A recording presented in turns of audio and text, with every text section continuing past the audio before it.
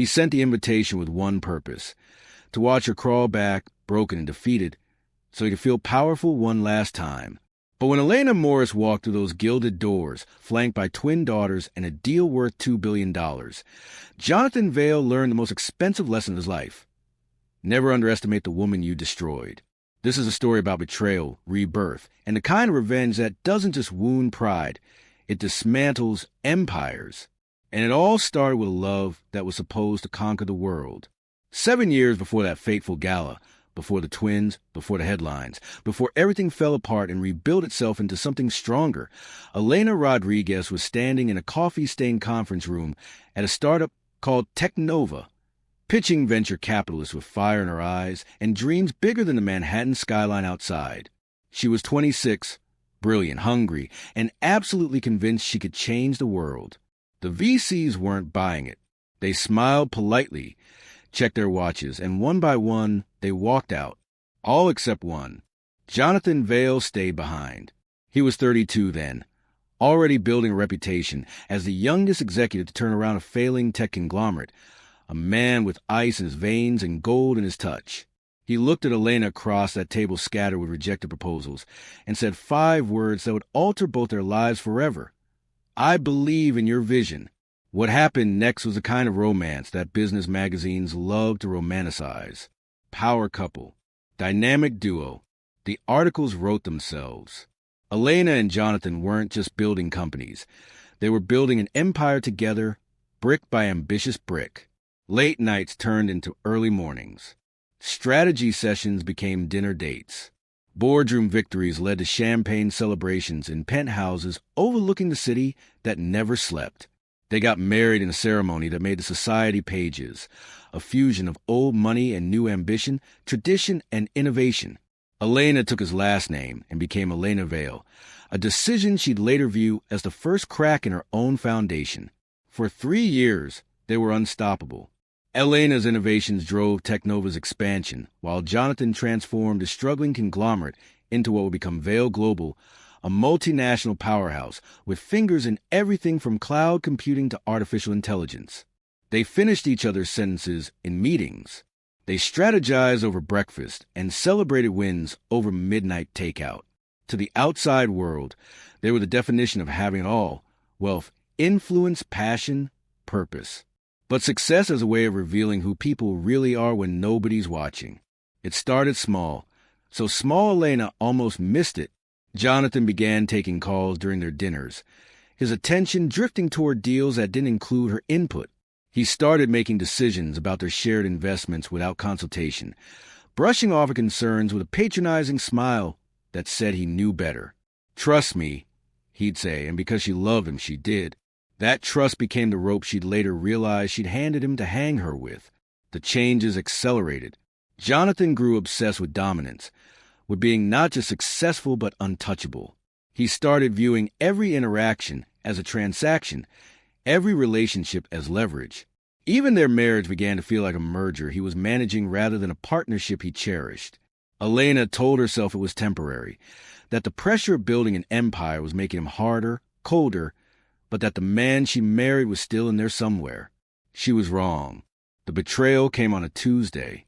Isn't it strange how life-destroying moments happen on such ordinary days? Elena was reviewing quarterly reports when her assistant knocked on her office door, face pale, holding a manila envelope like it might explode. Inside were divorce papers, meticulously prepared by Jonathan's legal team, and a letter that read more like a corporate termination notice than a goodbye from a husband.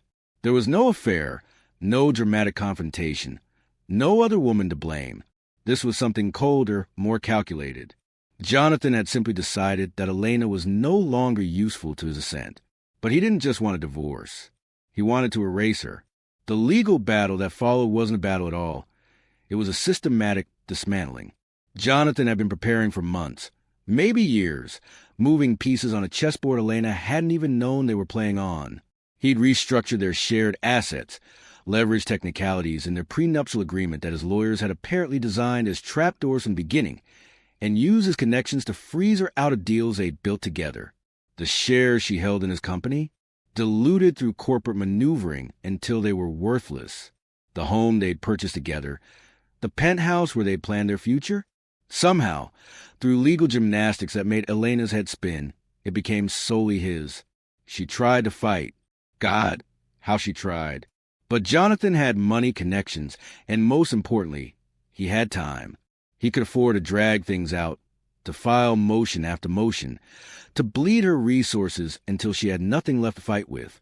Her lawyers, excellent as they were, couldn't compete with a battalion of corporate sharks Jonathan unleashed. Every hearing felt like watching her life get divided and redistributed to the man who'd promised to build it with her. The worst part wasn't losing the money or the assets. The worst part was watching him do it with such cold efficiency, like she was just another company he was dismantling for parts. In the courthouse, he'd look at her like she was a stranger, like those 3 years of marriage, those late nights dreaming together, those whispered promises about changing the world side by side, like none of it had ever meant anything at all. The final judgment came down like a guillotine. Elena kept her car, a modest savings account, and her personal effects. Jonathan kept everything else, the penthouse, the investment portfolio, the network they built together, the reputation. He even kept most of their mutual friends, who quickly calculated which side of this divorce held more social currency. It turned out loyalty was just another asset to be redistributed. Elena moved out of the penthouse on a rainy October afternoon, her entire life fitting into a dozen boxes loaded into a U-Haul she'd rented herself. She drove to a one-bedroom apartment in a neighborhood that was up and coming, which really meant affordable for people who used to have everything and now had nothing. That night, she sat on the floor of her empty apartment because her furniture wouldn't be delivered until Thursday, eating Chinese takeout straight from the container, and she finally let herself break. She cried until she couldn't breathe. She screamed into pillows until her throat was raw. She looked at her phone, at the pictures she should have deleted, of a man she thought she knew wearing a smile she believed was real, and she felt something inside her shatter, so completely she wondered if it could ever be whole again. The weeks that followed were a blur of numb survival. Elena would wake up in that tiny apartment, stare at the ceiling, and have to actively remember why getting out of bed mattered. She'd burned through most of her professional network during the divorce. Jonathan's influence had seen to that. Former colleagues suddenly became too busy to return her calls.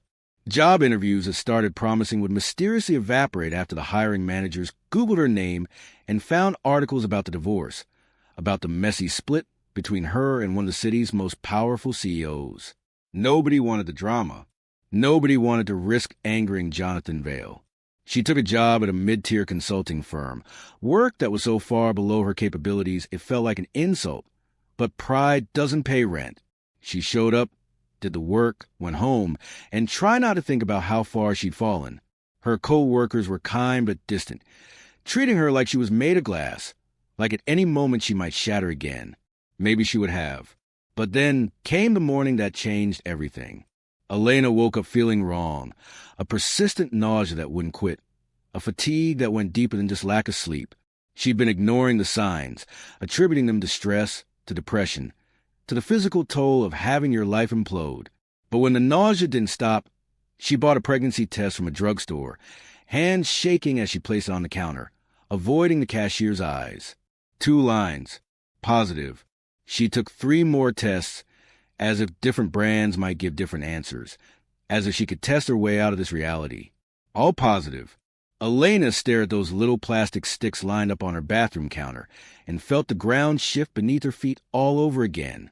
She was pregnant, alone, broke, professionally blacklisted, and carrying the child of a man who'd already proven exactly how little she meant to him. The first OB/GYN appointment happened 2 weeks later. Elena sitting in a paper gown in an examination room decorated with posters about prenatal vitamins and the miracle of life, feeling anything but miraculous. The ultrasound technician squirted cold gel on her stomach, pressed the wand against her skin, and then paused, frowning slightly at the screen. Is something wrong? Elena's voice came out smaller than she intended. The technician smiled. Wrong? No. But I'm seeing 2 heartbeats. Congratulations, you're having twins. Twins. Elena absorbed this information in stunned silence. Not 1 baby to figure out how to raise alone, but 2. 2 tiny lives depending on her to get her act together, to be strong, to be someone worth looking up to. The irony wasn't lost on her. Jonathan had taken everything, and in return, she was getting twice as much responsibility. That night, Elena sat in her apartment with her hands on her still flat stomach, and something shifted. The despair that had been drowning her began to transmute into something harder, sharper, more useful. Anger, not the hot, destructive kind that burns out quick, but cold, sustainable fury that could power her through the impossible. Jonathan had discarded her because he thought she was weak, that she'd been nothing more than an accessory to his success, easily replaced, quickly forgotten. He'd invited her to his company's gala. Yes, the invitation had already arrived, an expensive cardstock reminder that he was thriving while expecting her to be barely surviving, because he wanted to parade his victory, to see her diminished, to prove to himself and everyone watching that he'd made the right choice in cutting her loose. Elena looked at that invitation propped against her microwave and made a decision. She wasn't going to arrive at that gala broken. She wasn't going to give Jonathan Vail the satisfaction of seeing her defeated. She was going to walk through those doors transformed, powerful, undeniable, and she was going to make damn sure he regretted ever underestimating her. But transformation isn't magic, it's work. Brutal, exhausting, relentless work. Elena enrolled in night classes for an advanced business certification, studying financial strategy and corporate law with a focus that bordered on obsession.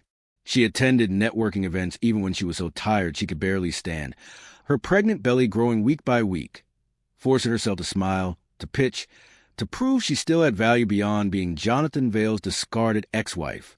She applied for positions at companies that Jonathan's influence hadn't reached, smaller firms, rising startups, places where ambition mattered more than connections. The rejections piled up. 20, 30, 50. She stopped counting. But between the no's came a single yes, and that was all she needed. Orion Dynamics was a tech company most people hadn't heard of yet, but Elena saw what others missed. Brilliant engineers, innovative patents, and leadership that cared more about building something meaningful than playing corporate politics. She interviewed for a senior strategy position, and for the first time in months, someone looked at her resume and saw her accomplishments instead of her divorce. They offered her the job on the spot. Elena accepted and threw herself into the work with everything she had. By day, she was restructuring Orion's market approach, identifying acquisition targets, building partnerships that would position them as serious players. By night, she was reading parenting books, assembling cribs, preparing for a future that terrified and motivated her in equal measure. 6 months into her pregnancy, visibly showing now, Elena presented a market expansion strategy to Orion's board that would triple their projected growth. The CEO, a sharp-eyed woman named Dr. Sarah Chun, listened intently and then asked a question that would change everything. How do you feel about running point on our merger explorations? This was Elena's shot, and she knew it. I'd be honored, she said and meant it. The twins arrived on a cold February morning. 2 perfect girls with their father's dark eyes and their mother's stubborn chin. Elena held them in the hospital, alone because there was no partner to share this moment with, no family nearby to help. Just her and these 2 tiny beings who were now her entire world. She named them Sophia and Isabella, and as she looked at their sleeping faces, she made them a promise. They would grow up watching their mother be strong, capable, unstoppable. They would never see her as a victim. Returning to work 6 weeks later was brutal. Elena was running on 3 hours of sleep, her body still recovering, her mind split between quarterly projections and feeding schedules. But she showed up. Every single day, she showed up, and slowly. Her colleagues stopped seeing her as the woman going through a hard time and started seeing her as the strategist who got results. Her breakthrough came 8 months after the twins were born. Elena had been quietly working on a potential partnership between Orion Dynamics and a venture capital firm called Larkspur Ventures, building a relationship with their managing partner, Thomas Rigby. Thomas was everything Jonathan wasn't: respectful, collaborative, genuinely interested in building something sustainable rather than just extracting maximum value. Over coffee meetings and strategy sessions, Elena and Thomas developed a vision for how their companies could merge into something unprecedented. But Elena kept it quiet. She didn't announce it, Didn't leak it to the press. Didn't give Jonathan any warning about what was coming. Because she'd learned from the best, from the man who dismantled her life while she wasn't looking, that the most devastating moves happen in silence. As the gala invitation date approached, Elena had everything in place. The merger paperwork was ready. The announcement was prepared. The board approvals were secured. All she needed now was a stage, and Jonathan, in his arrogance, had provided exactly that. The night before the gala, Elena stood in her apartment. Bigger now, nicer, but still nothing compared to what she'd lost. With Sophia and Isabella playing at her feet, she looked at the midnight blue gown hanging in her closet, the one she bought specifically for tomorrow night, and felt that cold fury crystallize into absolute certainty. Tomorrow, she would walk into Jonathan Vale's celebration expecting to be humiliated, and she would burn his arrogance to the ground. But here's what I need you to understand. This isn't just a revenge story. This is about what happens when someone takes everything from you and you decide that losing it all was just the beginning of something bigger. It's about the choice Elena made in that hospital room, holding her daughters, to never be powerless again. It's about building yourself back up from absolute zero, not to return to who you were, but to become someone stronger, smarter, more dangerous. Because the question isn't whether Elena will get her revenge. You already know she will. The real question is this. When you've lost everything and discovered you're capable of rebuilding an empire from ashes, when you've been betrayed by the person who promised to stand beside you forever, when you've turned your lowest moment into your greatest motivation, what does true victory actually look like? Is it enough to simply succeed, or do you need the person who broke you to witness exactly what they threw away? Elena stood in the bathroom of Orion Dynamics at 2 a.m, staring at her reflection in the harsh fluorescent light, and realized she becomes someone her old self wouldn't recognize. Dark circles under her eyes, coffee stains on her blouse, a half-eaten protein bar in her pocket because she'd forgotten to eat lunch again. But her eyes burned with something that hadn't existed before Jonathan destroyed her. Purpose. And that purpose was about to dismantle everything he'd built. This is where the Real story begins. Because falling is easy, gravity does most of the work. But climbing back up when someone's cut the rope, stolen your gear, and convinced everyone watching that you deserve to stay at the bottom, that takes something most people don't have. Elena was about to prove she wasn't most people. 3 months after the twins were born, Elena walked into her first major presentation at Orion Dynamics, carrying a breast pump in one bag and a strategy that would reshape the company's entire future in the other. The boardroom went silent when she entered, not because they were impressed, not yet, but because they were skeptical. She could see it in their faces, read it in their crossed arms and exchanged glances. Here was a divorced single mother who used to be somebody, trying to prove she still mattered. She didn't waste time with pleasantries. Elena pulled up her presentation and said, "Vale Global is vulnerable, and nobody sees it yet. But I do, and I know exactly how to position Orion to capitalize on their blind spot." For the next 40 minutes, she dissected Jonathan's empire like a surgeon, identifying weaknesses in his market strategy, gaps in his patent portfolio, emerging competitors he was too arrogant to take seriously. She'd studied him for 3 years as a wife, and now she was studying him as an adversary, and the difference was that she was no longer looking at him through the fog of love. She saw him clearly now, and clarity is a devastating weapon. Dr. Sarachun, Orion CEO, leaned forward when Elena finished. "How confident are you in this analysis?" Elena met her gaze without flinching. "I built half of Vale Global Strategy. I know where the bodies are buried because I helped dig the graves." The room shifted. This wasn't a struggling ex-wife begging for a chance. This was someone who'd been inside the machine and knew exactly which wires to cut to make it stop. Sarachun smiled, and it was a smile of someone recognizing a kindred spirit. "Then let's dig some more." But here's what you need to understand about revenge. It's not a sprint. It's a marathon run in silence while your enemy thinks you're not even in the race. Elena's days became a brutal equation of impossible choices. She'd wake at 5 a.m. to feed Sophia and Isabella. Their tiny hands grip at her fingers while she mentally rehearsed presentations. She'd dropped them at daycare by 7:30, her heart breaking a little each time they cried when she left, knowing she was choosing ambition over those extra morning cuddles. but also knowing she was building them a future where they'd never have to depend on anyone the way she depended on Jonathan. She'd work until 7 p.m., race home, do the bedtime routine, and then, only then, would she open her laptop and do the real work, the secret work, the work that was going to change everything. Because while Orion Dynamics was her public battlefield, Elena was fighting a war on multiple fronts that nobody knew about. She'd begun reaching out to Thomas Rigby 6 months earlier, carefully, strategically, the way you approach something valuable and skittish. Thomas ran Larkspur Ventures, a venture capital firm with a reputation for backing companies that combine innovation with social impact. More importantly, Thomas had history with Jonathan. Bad history. 5 years ago, Jonathan had poached 3 of Thomas's top portfolio company CEOs, gutted their businesses for patents, and left Thomas holding worthless shares. Thomas Rigby didn't forget, and he definitely didn't forgive. Their first meeting happened at a coffee shop in the financial district, far enough from Orion's offices that nobody would connect them. Elena slid into the booth across from Thomas, a man in his late 40s with silver at his temples and eyes that had seen enough betrayals to recognize genuine anger when it walked through the door. "You're Jonathan Vale's ex-wife," he said. Not a question. "I'm Elena Morris," she corrected, using her maiden name like armor. "And I'm the woman who's going to give you what you wanted for 5 years, a chance to return the favor." Thomas stirred his coffee slowly. "I'm listening." What happened over the next hour would set the foundation for everything to come.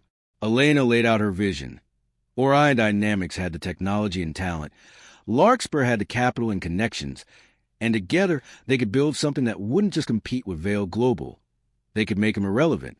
But it had to be done quietly, carefully, with none of Jonathan's ruthless shortcuts.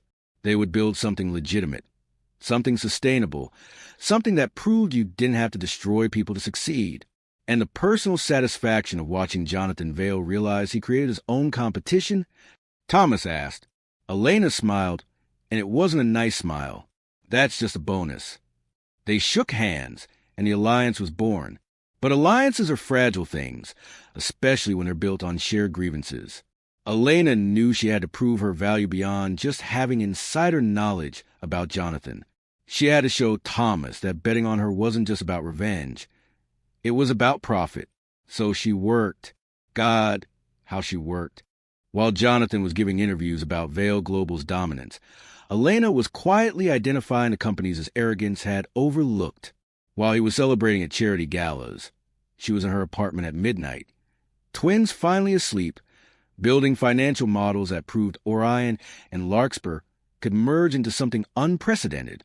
While he was certain she'd been crushed under the weight of their divorce, she was becoming someone more dangerous than he could imagine. Someone with nothing left to lose and everything to prove. The irony was delicious. Jonathan had taken everything from her, thinking he was removing a competitor. Instead, he'd created one. Every asset he'd seized, every connection he'd poisoned, every humiliation he'd inflicted, it all forged her into something harder, sharper, more focused than she'd ever been as his wife. But being dangerous isn't enough. You have to be smart. You have to be patient. And you have to be willing to sacrifice. Elena's personal life became collateral damage in her war for redemption. Friends from her old life, the few who hadn't completely ghosted her after the divorce, started asking if she was okay. "You're different," they'd say, concern in their voices. "You're so intense now." What they meant was, "You scare us a little." Elena stopped returning their calls. She didn't have time for people who wanted the old version of her, the softer version, the version that had trusted too much and fought too little. Her entire world narrowed to 3 things: her daughters, her work at Orion, and the secret merger that was growing in the shadows. Everything else was noise. The twins became the only softness she allowed herself. Every evening, no matter how exhausted she was, Elena would sit on the floor of their small apartment and play with Sophia and Isabella. She'd read them stories about brave princesses who saved themselves, about women who built kingdoms from nothing, about the power of being underestimated. She watched them laugh and fight and make up, and she'd think, this is why. They were why she worked until her eyes burned. They were why she turned her pain into fuel. They would grow up knowing their mother was nobody's victim, But there were nights, God, there were nights, when Elena would stand in their doorway watching them sleep and wonder if she was doing the right thing. Was she building them a better future? Or was she so consumed with proving Jonathan wrong that she was missing their childhood? Was justice worth the price of presence? These questions haunted her at 3 a.m. when the apartment was quiet and the doubts were loud. Then she'd remember the way Jonathan had looked at her during the divorce proceedings. Like she was nothing. Like she'd always been nothing. Like every contribution she'd made to his success had been incidental, easily replaced, already forgotten. And the doubt would crystallize back into determination. 6 months before the gala, the merger plans reached a critical point. Elena and Thomas had been working in absolute secrecy. But secrets that valuable don't stay buried without effort. They'd created shell companies to hide their preliminary agreements. They'd used encrypted communications to coordinate strategy. They'd kept even their closest advisors in the dark about the full scope of what they were building. Because if word leaked to Jonathan before everything was in place, he'd use every resource at his disposal to kill the deal. And he had a lot of resources. The turning point came during a late-night strategy session in Thomas's office. Manhattan spread out below them like a circuit board of lights and possibilities. Elena was presenting the final merger structure when Thomas interrupted her. "You know he's going to come after you when this goes public," Thomas said. "Jonathan doesn't lose gracefully." Elena set down her presentation remote. "I'm counting on it. Let him come. I'm not the woman he divorced anymore." "No," Thomas agreed, studying her with something that might have been admiration or might have been concern. "You're not. The question is, when this is over, when you've won, what then? Have you thought about what comes after revenge?" It was a question Elena had been avoiding, the one that waited for her in the dark hours of the morning. What had come after? If she destroyed Jonathan's sense of superiority, if she proved that discarding her had been his biggest mistake, if she stood on a stage and showed the world that she'd not only survived but thrived, what happened to the anger that had been fueling her? Who was she without it? She didn't have an answer. Not yet. So she did what she'd become expert at. She pushed forward and dealt with the consequences later. "After revenge," Elena said carefully, "comes whatever I build next. And it won't need him as a foundation." The merger preparations accelerated. Orion's board had to be brought into the plan. Each member carefully vetted to ensure no connections to Jonathan that might leak information. Legal teams worked around the clock on documents that would restructure both companies into a new entity. Investment banks ran numbers. Analysts prepared projections. PR firms crafted announcement strategies. It was like planning an invasion, and Elena was the general nobody had seen coming. But in all this careful planning, there was one element Elena kept close to her chest, one detail she hadn't even told Thomas about: the gala invitation. It had arrived 8 months earlier. Expensive cardstock embossed with Vail Global's logo, her name written in calligraphy that probably cost more than her monthly rent. "Jonathan Vail requests the honor of your presence at Vail Global's 10th anniversary gala." The honor of her presence. The audacity of it made her laugh out loud, a harsh sound in her quiet apartment. He was inviting her to watch him celebrate. He wanted her there to witness his triumph, to confirm his narrative that he'd moved on to bigger and better things while she'd faded into obscurity. It was the kind of casual cruelty that came naturally to Jonathan, rubbing salt in wounds he'd inflicted and calling it courtesy. But Elena saw something he didn't. She saw an opportunity. She saw a stage.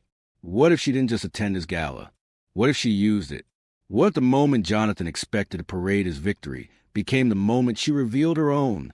The merger was scheduled to go public the week after the gala, but what if they moved it up?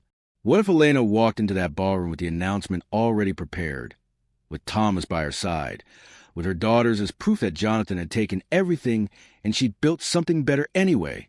The more Elena thought about it, the more perfect it became. Jonathan wanted a humiliation. She'd give him one. Just not hers. She pitched the idea to Thomas over lunch, watching his face carefully for signs he thought she was letting emotion override strategy. Instead, he started laughing. "You want to hijack his anniversary party to announce that you've built a company that's about to eat his lunch? I want him to invite his own destruction and think he's being generous," Elena corrected. Thomas's laugh faded into something more serious. It's risky. If anything leaks before that night, he'll kill the deal or crash our stock or find some way to make us look foolish. Then we don't leak, Elena said simply. We keep it tighter than we've kept anything. Final board approvals happen the morning of the gala. Press releases go out exactly as I walk through those doors. We don't give him time to react, only time to realize he's already lost. There was a long pause while Thomas calculated risks and rewards, running scenarios in his head the way venture capitalists do. Finally, he nodded. Okay, but Elena, you need to be sure about this. Once you walk through those doors and make this announcement, there's no going back. Jonathan will come after you with everything. Your life will become a war zone. Elena thought about her daughters asleep in their cribs. She thought about the divorce papers and the empty apartment and the job interviews where people looked at her with pity. She thought about 3 years of marriage that Jonathan had erased like they'd never mattered. She thought about becoming someone her old self wouldn't recognize and realizing that was exactly the point.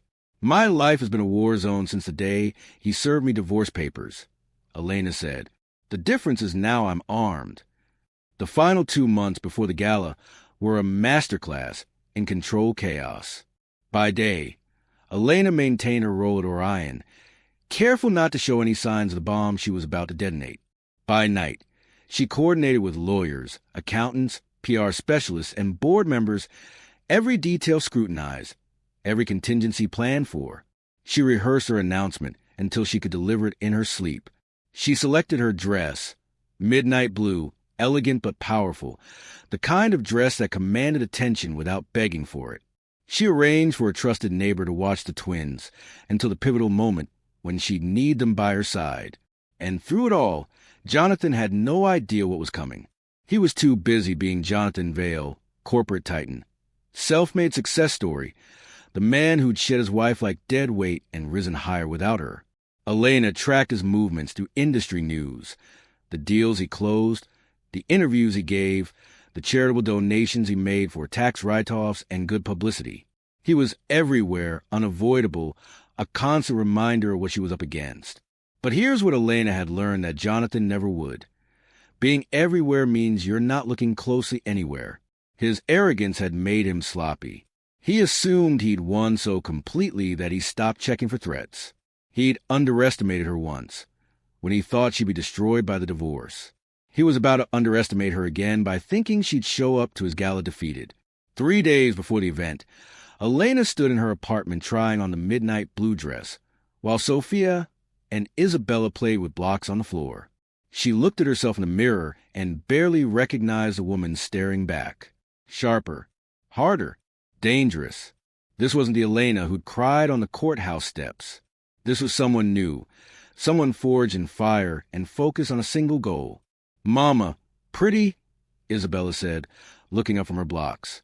Elena smiled, and for a moment the hardness softened. "Thank you, baby."